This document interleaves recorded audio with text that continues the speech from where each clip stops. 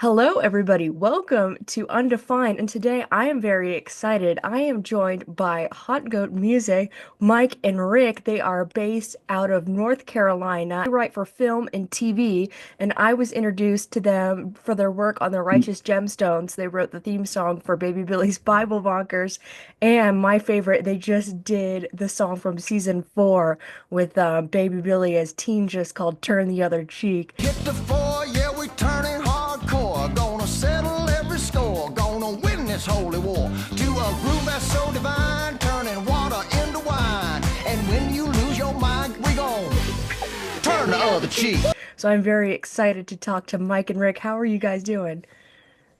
Doing great. Great. Thanks for having us. Yeah, I'm really excited. So I want to hear about your story because I've talked to musicians and I talked to like actors and people in film, but not people that have done music for TV and film. And that's something that's always fascinated me.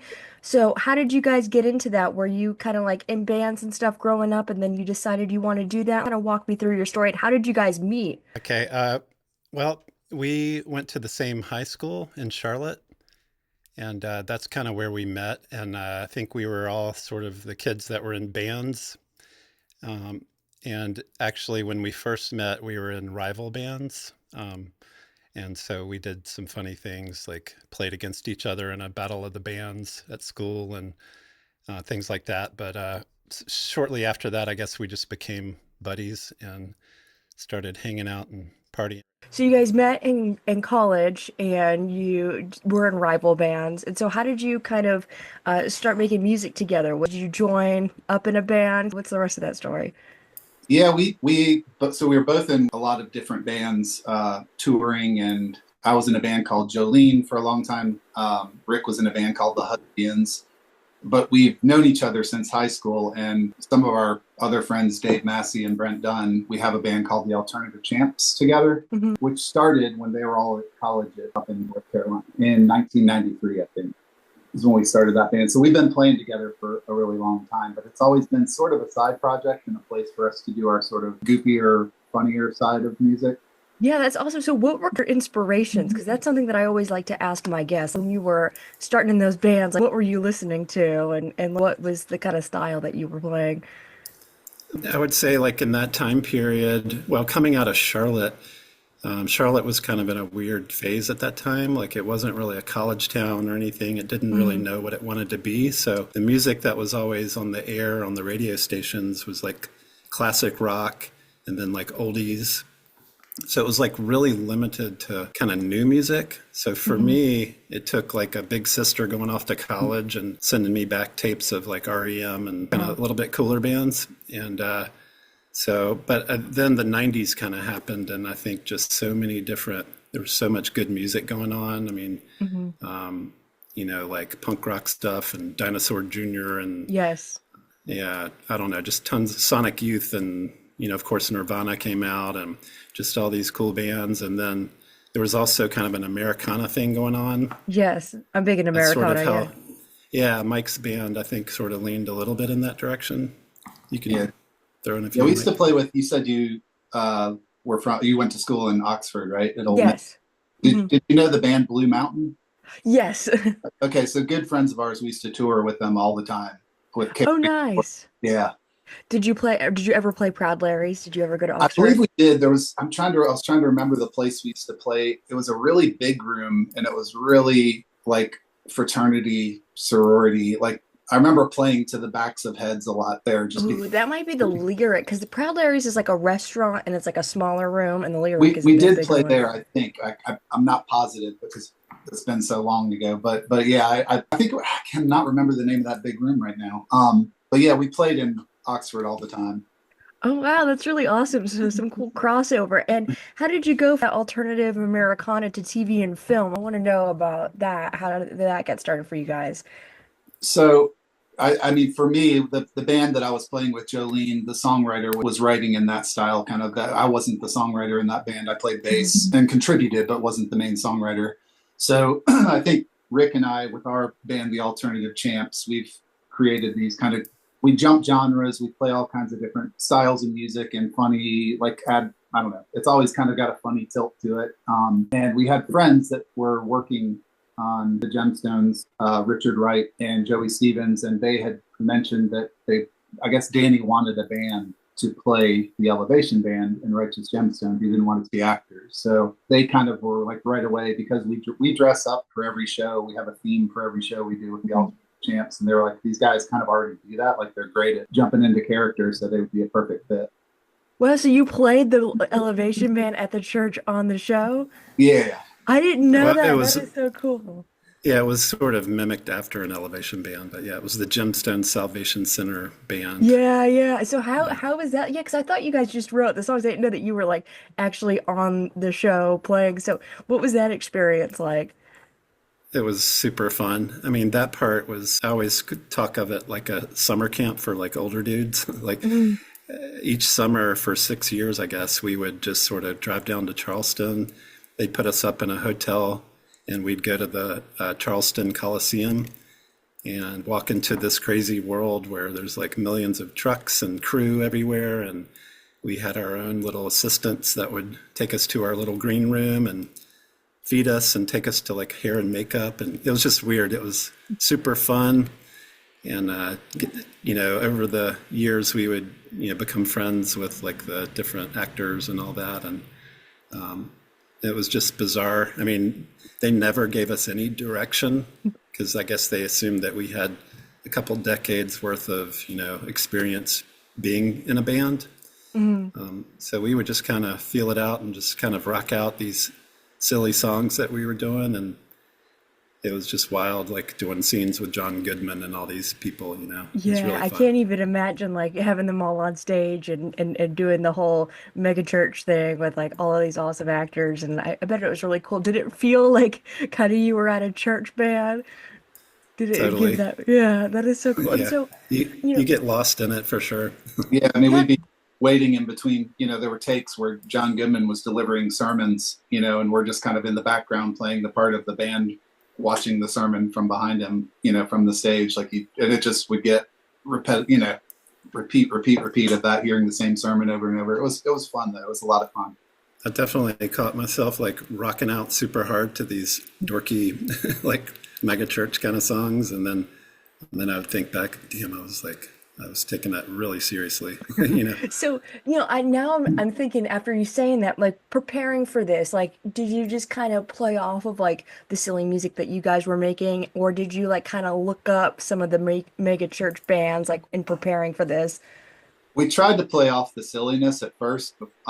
Like when we first heard it, we were like, oh, they know we do silly music, so let's write some. We were like, this is perfect. We're going to write some, goofy songs for Danny McBride, and he's going to love it because they're funny. And anyway, the first couple songs we wrote were not like we thought they were good, but then we sent them. I can't remember who we played them for. I think it was Joey Stevens heard them and was kind of like, no, they really want you guys to like play straight. Like you guys are an actual church band. Like the songs need to be like real and believable. And the very first one that we had written 3 songs, I think, or 2 songs, and sent them in. And I wrote this really horrible one as like, I figured it was a throwaway, but I was like, I'll just put it in there because that way it'll make them maybe like the other songs better. And that ended up being the one that was in the pilot, which was called His Light. And it was to us, it was super cringy, but it was perfect for what they wanted. Wow. And were you guys involved in Misbehaving? Did you get a play on that one? Almost. Yeah, they threw that one to all of us and uh, Joseph Stevens. And I remember I was in Sweden at the time, and I was trying to like come up with some ideas, and you probably were too, Mike, right? And then Yeah, I had suddenly, started a whole song session, and I had like recorded the music already and all that. And then Joey was like, actually, I think we got it. And he had already worked with Edie and sort of had written it. my sister keeps telling me, she's like, yours was better. Of That is course. so that is so funny that there's another version of Misbehaving just sitting out there. So did you write pretty much most of the songs that the characters sing in the show? Or like what are some highlights besides like the Baby Billy ones for you guys? Well, of course, Bible Bonkers was like one of the biggest, funnest ones, because we got to do a song with Walton, and it was silly. And over time, they started throwing us more challenging, fun, kind of crazy songs. which were more in our like wheelhouse from being in the alt champs. So that one we got to stretch out a little and have more fun on.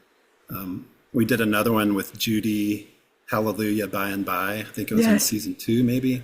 I remember that. Yeah. That one was super fun, and getting to record with her and become friendly with her. And And we also she's, yeah, a new revelation we did with her, which was another song, like just an original. That was a church band song. Yeah. And yeah, we did one that we didn't. I'm trying to think. We actually ended up scoring a few scenes which were pretty cool, like the hallway scene where Kelvin and Keith kiss. Yes. We were able to score that scene, and then in the first season there was a shadow play going on stage, which they had the guys. I think it was an act that had been on like America's Got Talent or something like that, and they came and did these shadow like dances silhouette kind of kind of behind a behind the screen. screen, and they did all this like the cross coming up and all that. It was like really cool looking, but it went into the big money heist scene where they were trying to rob the church.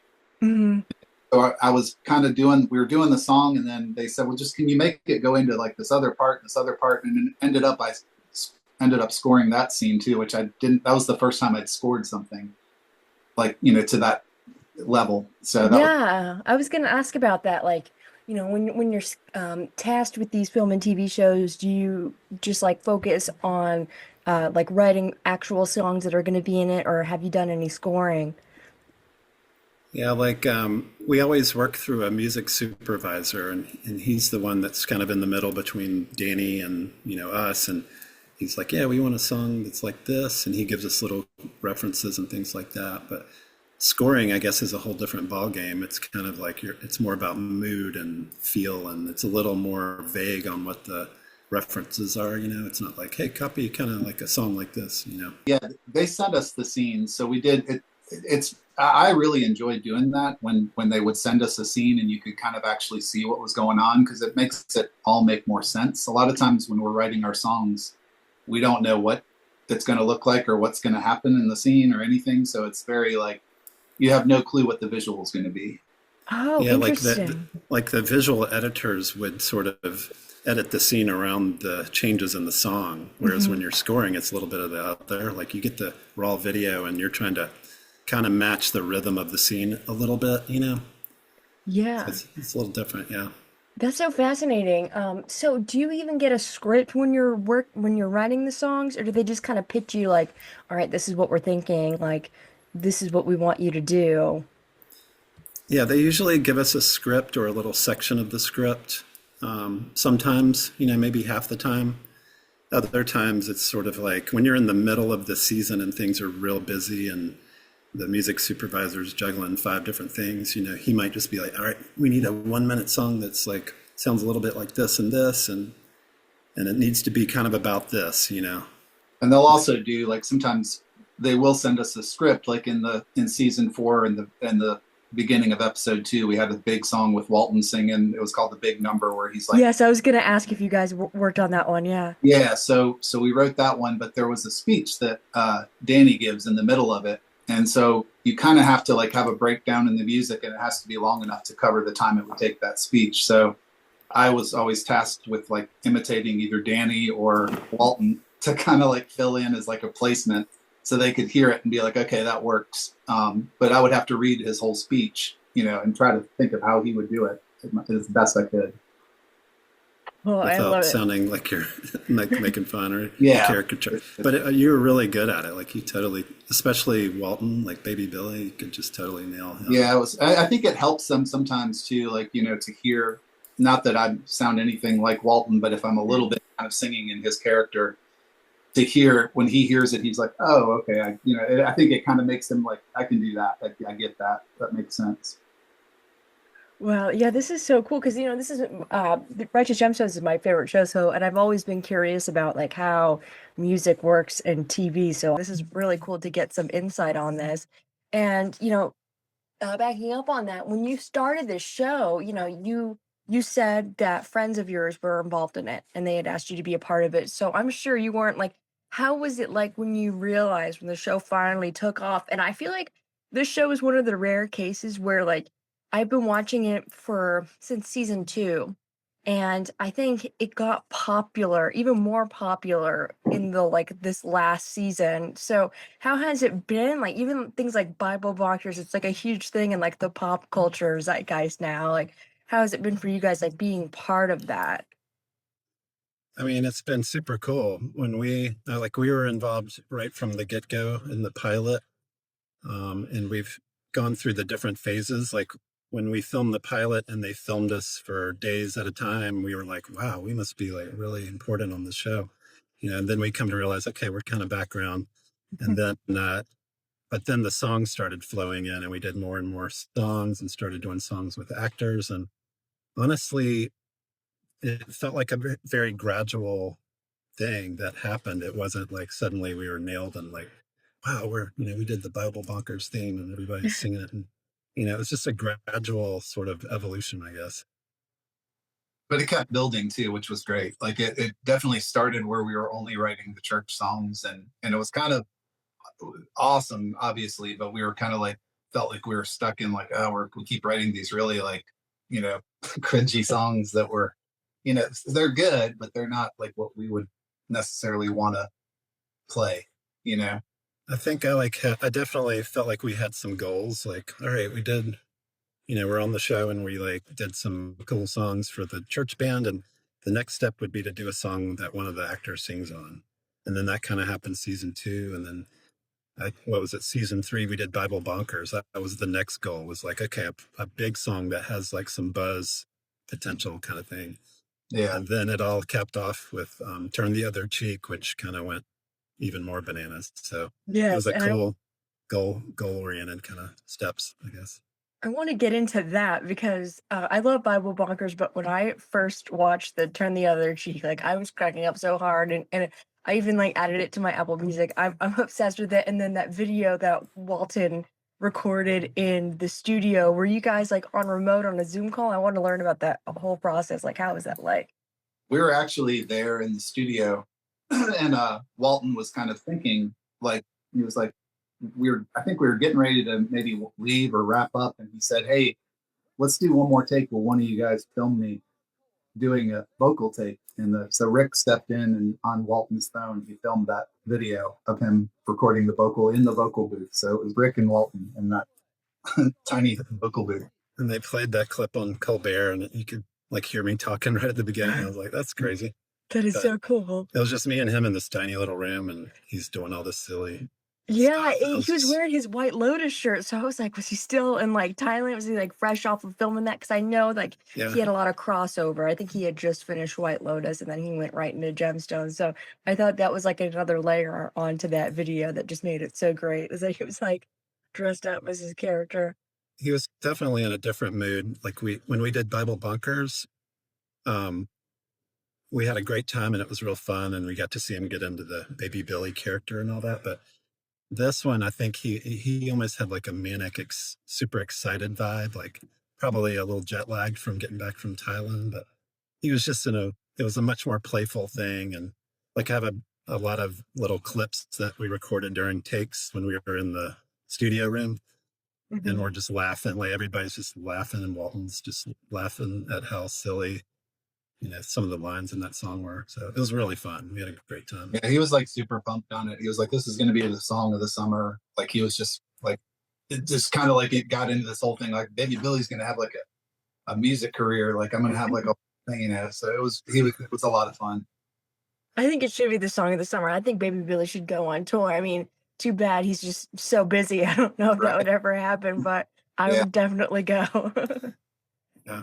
And I'm sure they were all like such a blast to work with too. I'm sure that must have been such a cool experience.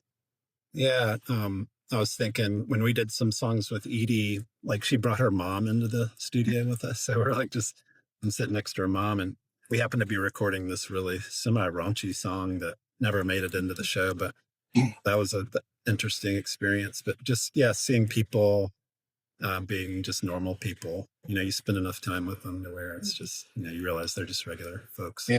And the big number too, like which at the beginning of episode 2 in season 4, we had like almost all of the cast sing on that, which was kind of cool because we had a day where we were just on Zoom basically, and everyone was coming in like little 15-minute, 20-minute segments. So we were trying to figure out parts for everyone to sing where they weren't all singing the same thing, and some of them could sing better than others, and it was awesome. That is so cool. And were you familiar with Danny McBride's work before going into this? Did you watch Eastbound and Down and Vice Yeah, Principals? Yeah. that yeah, and Foot This Way, yeah. whatever, that was filmed in Charlotte, and those are a lot of friends in that too. Yeah, I was gonna say, yeah, because he's South Carolina, but there's a lot of North Carolina ties. I think he went to school in North Carolina, and yeah, they shot the Foot Fist Way. So that's So I'm awesome. in Winston-Salem right now, and that's where Mhm. North Carolina School of the Arts is located, and that's where they went to school. That's where they all met, and they actually used to live in a house about half a mile down the street all together. That is so cool. I think it's awesome that like all this cool art is coming from like different places in the South.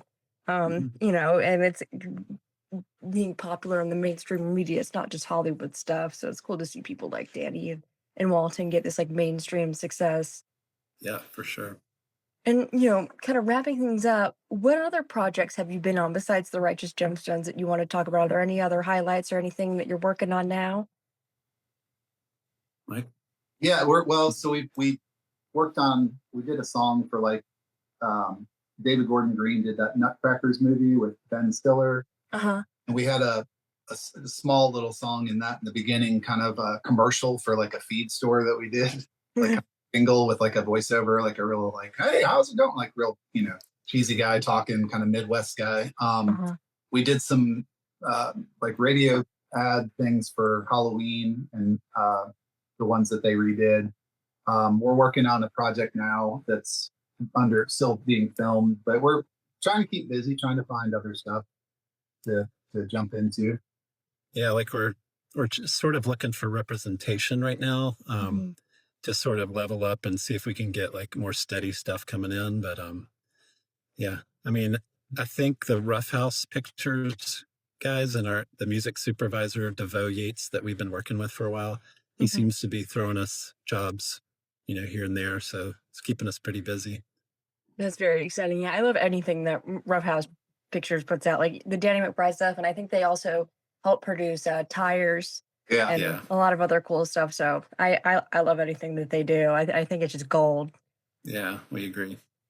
And it's Awesome. cool So that it's been done in Charleston, South Carolina too, that they yeah, whole production company there. That's really cool. yeah, and I love like seeing Charleston like represented in the Gemstones and like how cool the setting is. And I think it makes such an impact when you're actually filming in the state that your show or movie takes place in, rather than just like building a set or in Hollywood pretending that it's the South, because that's not true. Right. Yeah, yeah, we're hoping that more and more stuff can be done in the South for sure.